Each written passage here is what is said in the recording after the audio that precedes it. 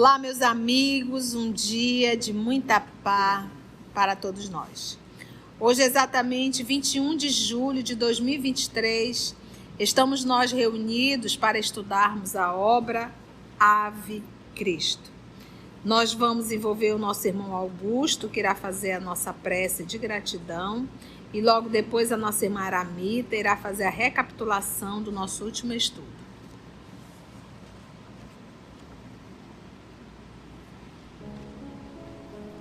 Amado Mestre Jesus, aqui estamos, esse grupo de amigos que se reúne todas as sextas-feiras para realizarmos esse estudo esse que nos aproxima de Ti e que nos faz refletir sobre todos os Teus ensinamentos. Nesse movimento de aprendizado, Mestre amigo Jesus, te rogamos que Tu possa, através da espiritualidade amiga, nos intuir para que não fiquemos só no conhecimento, no aprendizado, mas que busquemos no nosso dia a dia a vivência desses ensinamentos. Que possamos, Mestre amigo Jesus, nos esforçarmos para que coloquemos em prática o que aqui aprendemos, pois só assim, Mestre amigo Jesus, nos reformaremos, nos tornaremos seres humanos melhores.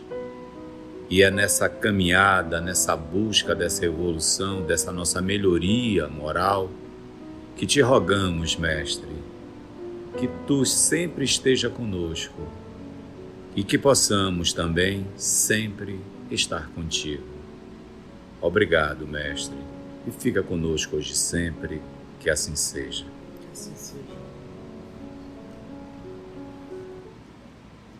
Em nosso último estudo, vimos o Tassiano e o Quinto Celso saírem em busca da residência de Lucila. E ao chegarem lá, primeiro o mordomo não quis atendê-los, né? Não quis chamar a patroa, e ele insistiu e falou muito, e aí ela chamou. E quando ela veio e ele falou, minha filha, ela disse para ele que o pai dela estava morto e que se não, ele era algum impostor, né? E se ela não soubesse que o pai estava morto, esse senhor talvez a enganasse.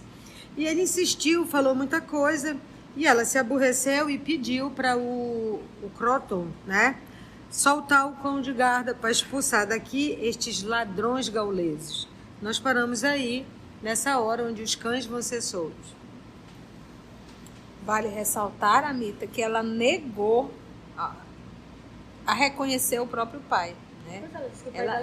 Ela disse que o pai estava morto, mas não que ela não tenha reconhecido, né, o Tassiano. Ela reconheceu, ela negou. Então, olha o grau de doença mental, de doença emocional de um ser humano que renega o próprio pai. E aí a gente para e pensa, ainda bem que isso não tem hoje, ainda tem. Muitos de nós ainda continuamos renegando os nossos pais com as nossas atitudes. Ah, mas meu pai não foi um homem bom, isso não cabe a nós julgar.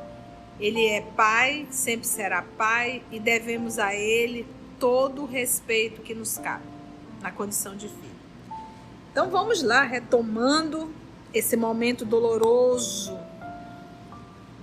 das ideias que o Tassiano idealizou, né? Então ele idealizou que ele iria chegar e que a filha iria recebê-lo, que poderia acolher os dois e, quem sabe, oferecer um futuro melhor para o Quinto Celso. E, na verdade, a gente sabe que quando a gente idealiza algo, a decepção, quando não sai o que nós idealizamos, a decepção acaba sendo muito maior. Olhando os visitantes que se retiravam, cabisbaixo, o moço, que é o atual namorado de Lucila, cochichou aos ouvidos da amante. Querida, não transformemos isto aqui num tribunal. Procedamos com sabedoria. Esta bela vivenda não é para os desagradáveis mistérios da justiça. Tranquiliza-te. Se estes vagabundos conhecem-te a família, podem realmente ameaçar-nos a aventura. Serão corrigidos a tempo. Tranquiliza-te. Se estes vagabundos conhecem-te a família, podem realmente ameaçar-nos a aventura. A atitude desse senhor é uma atitude cristã? Não. Uma atitude cristã, você é cristão para qualquer ser humano. Independente da sua opção sexual, independente da sua opção política, independente do estado que mora, do país que mora, da cor da pele. Então, o verdadeiro cristão, ele não tem escolha. Eu gosto de ti porque você torce para o mesmo político que eu. Eu gosto de você porque você é do meu grupo. Isso é preconceito. Então, a gente resumiu muito a palavra preconceito. Isso não é uma atitude cristã. Então, o verdadeiro cristão, ele respeita a todos. A todos. Respeitar não quer dizer anuir ou concordar.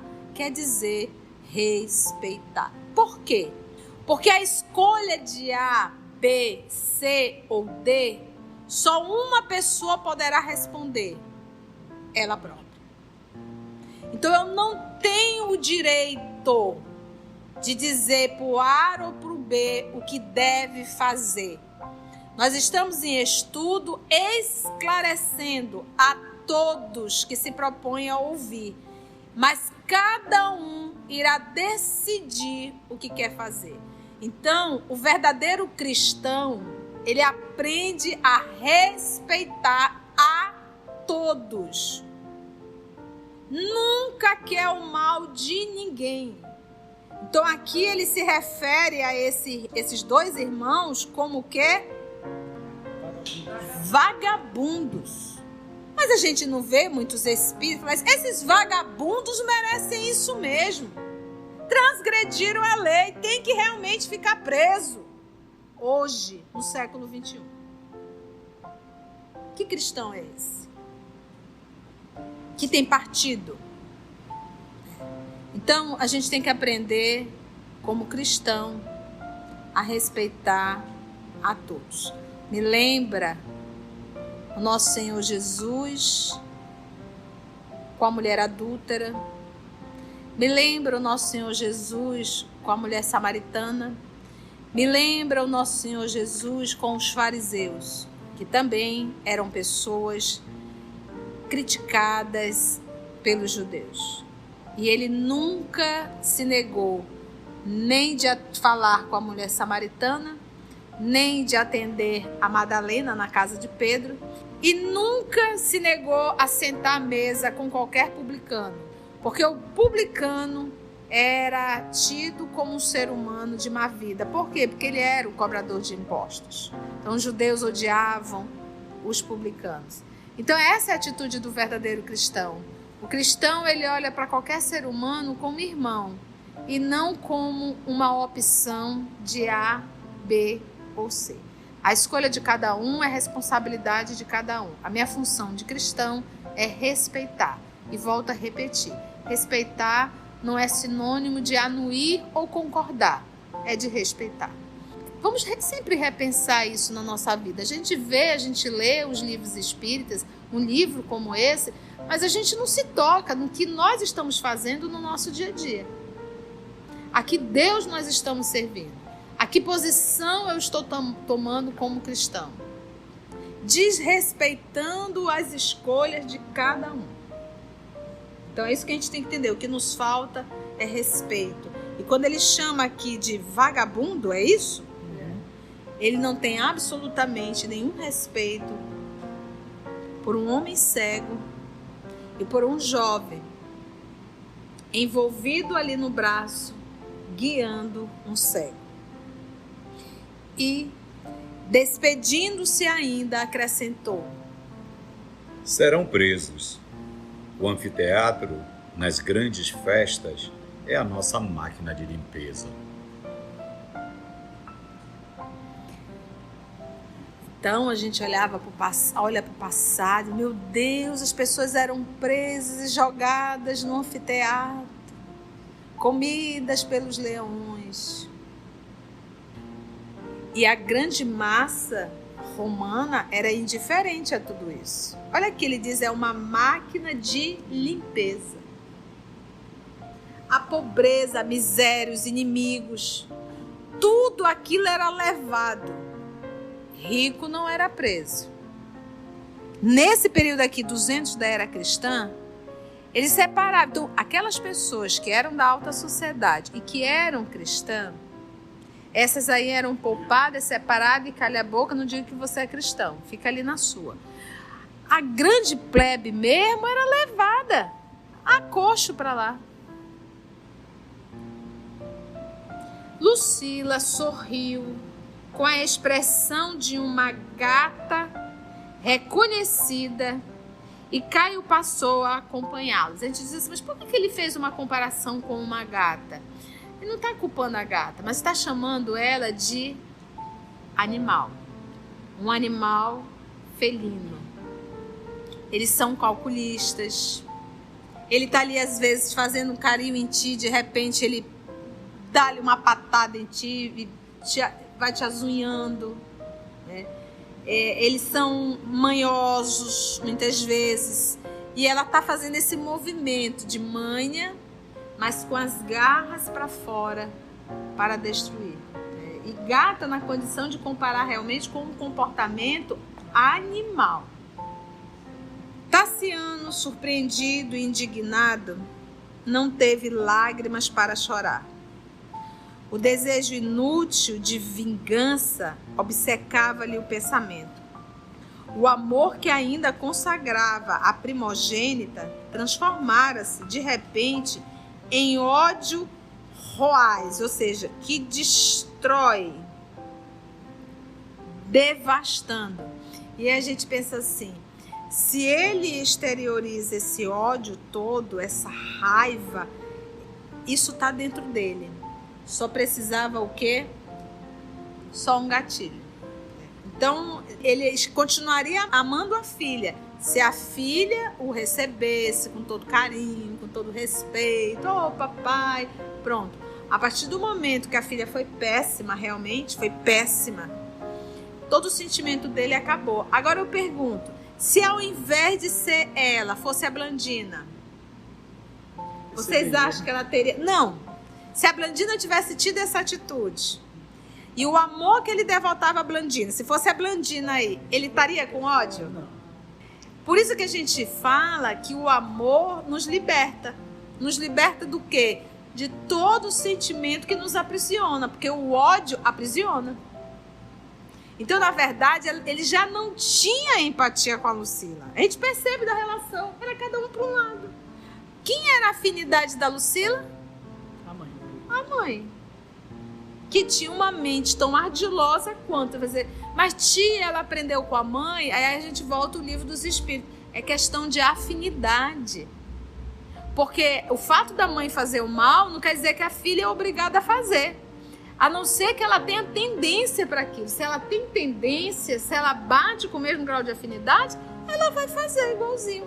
Que de que Blandina se uniu com a mãe?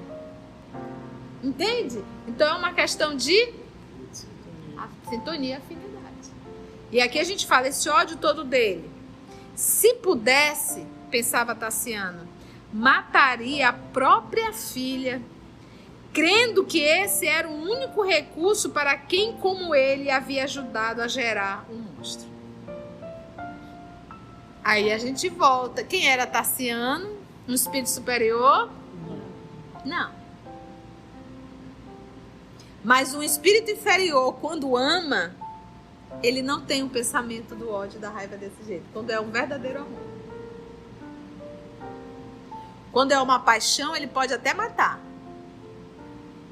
Mas quando é amor, não.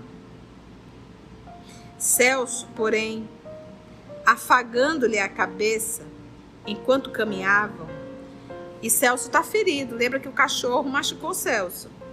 Induziam a calma e ao perdão. Voltariam à casa de Marcelino. Recomeçariam a luta de outro modo. Que essa foi a proposta, lembra? Papai, vamos ficar aqui, vamos recomeçar, né? Lá mesmo, antes de vender a casinha, papai, vamos ficar aqui. Pra quê ir lá? Então, assim, apesar de tudo que a vida já tinha mostrado para ele em relação à filha, que a criatura não tinha absolutamente nenhuma conduta moral, você vai idealizar que ela vai receber ele na condição, alguém que não tem absolutamente nada a ver com a família, que seria o quinto Celso. Então, às vezes, sabe, gente, tem coisas que tá tão óbvio na nossa frente, mas a gente não quer enxergar. Aí a gente é levado a um sofrimento muito maior por falta de um pouco de bom senso. Como é que eu vou fazer isso se eu já tô vendo que isso é isso? Pra que eu ia até lá? E a vida estava toda organizada. Olha, estava tudo. Olha, ele tinha uma casa simples, mas tinha uma casa. Ele estava cego, mas o quinto Celso queria ajudá-lo. Poderia sim trabalhar. Você está entendendo? E acreditar na providência divina, mas não. Aí você diz assim, mas tia, ele não tinha que passar por isso? Ele tinha que passar por isso por uma necessidade pessoal, não divina.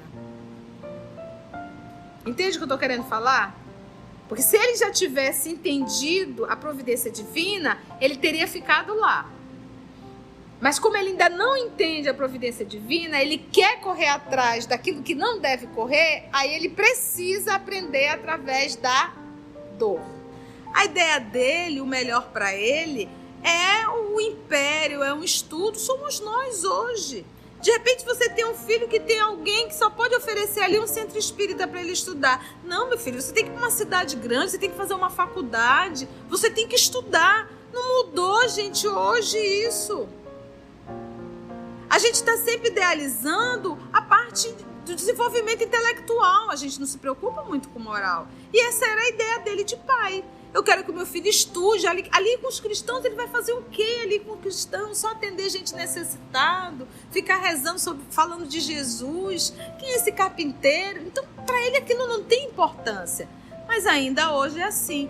Eu só me lembro do próprio Chico Xavier, um amigo dele que viajou, casou, teve filhos, netos, comprou um apartamento, passaram-se 30 anos, voltou a Uberaba. E Chico estava lá sentado na cadeira. Esse Chico, eu saí daqui há 30 anos atrás, tu estava sentado nessa cadeira. Eu volto 30 anos, tu tá aí, Chico. O que tu construiu da tua vida, Chico? Chico, eu casei, eu tenho filhos, eu tenho netos, eu tenho um apartamento em São Paulo. E tu, Chico, tu não tem nada. Precisa de um inimigo depois de um amigo desse? Mas o que? É aquela ideia que nós carregamos material. Então era essa a ideia dele. Eu quero oferecer para o meu filho, que ele o considerava filho, né? O melhor. E não é ali no meio dos cristãos que a gente vai dar. Um bando de pessoas simples. Mal sabe ele que o melhor estava lá, no meio dos simples.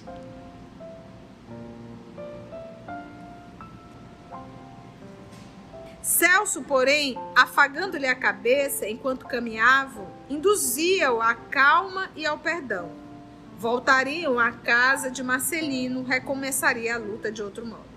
Escutando o desventurado Patrício, pouco a pouco sossegou a própria mente e lembrou o dia em que ele mesmo mandara soltar um cão bravio sobre o próprio pai que o visitava carinhosamente. Lembra quando ele soltou? Então ele diz assim, como é que eu posso jogar pedra na casa alheia se o meu é de vidro? Ele fez uma autorreflexão. Na acústica da memória, ouviu de novo os gritos de Silvano. Lembra o garotinho de 5 aninhos, né? Pedindo socorro. E na tela íntima, como se as retinas agora funcionassem para dentro, reviu a fisionomia angustiada de Quinto Varro a implorar-lhe em vão entendimento e misericórdia. É interessante, o Emmanuel escreve muito bem, né? Como se a retina agora funcionasse para dentro, né? Ou seja, ele estava vendo para dentro? Estava. Revendo toda aquela cena. O retorno ao pretérito doía-lhe ao coração. Acabrunhado, registrava as palavras de Celso que o impeliam, empurravam mesmo a bondade ao esquecimento do mal. E, admitindo estar sob o guante da justiça celeste, por fim desafogou em lágrimas a opressão da alma. Então, todo aquele ódio, toda aquela vibração, aquela emoção, a energia que foi tomando forma dentro dele, acabou explodindo através do choro. Mas isso ele tinha um anjo da guarda ao lado dele, encarnado, que foi o Quinto Celso, ajudando ao nosso querido Tassiano a digerir essa emoção do ódio. Porque se ele encontra, ao invés de um Quinto Celso, ele tivesse ao lado uma Helena, o que ele ia fazer com esse sentimento, com essa energia, com essa emoção? Ia o quê? Ia unir. Ia crescer. Aquilo ia tomar uma forma muito maior. Então, olha a importância de você ter ao seu lado um ser nobre. Aí quem está ouvindo em casa vai perguntar: e tia, se nós não tivermos, procura o livro nobre. Né? Às vezes, sabe aquele momento de angústia? Você para. Aí, sabe essa série Fonte Viva? Tem várias mensagens. Você vai ali, pede para o teu anjo da guarda e abre aleatoriamente. A mensagem vem na medida exata, porque nenhum de nós estamos abandonados. E como diz a freira Alcimne, hein, Carla? Jesus não está pobre de misericórdia. Nunca Jesus está pobre de misericórdia. Então é sempre nós nos colocarmos de Senhor, eu estou precisando ouvir algo. Pega o texto, abre. Eu só me lembro do apóstolo Paulo, quando ele recebeu a carta, a missiva, né, como se dizia, a carta de Tiago, menor, solicitando a presença dele em Jerusalém. Qual foi o primeiro ímpeto de Paulo? Não vou. Aí ele ficou ali angustiado, ele disse: deixa eu ver o que Jesus me pede. Quando ele abriu o pergaminho, a primeira fala: reconcilia-te depressa, né, com teu inimigo, enquanto ambos estão no mesmo caminho, né? Pronto, está respondido, não é verdade?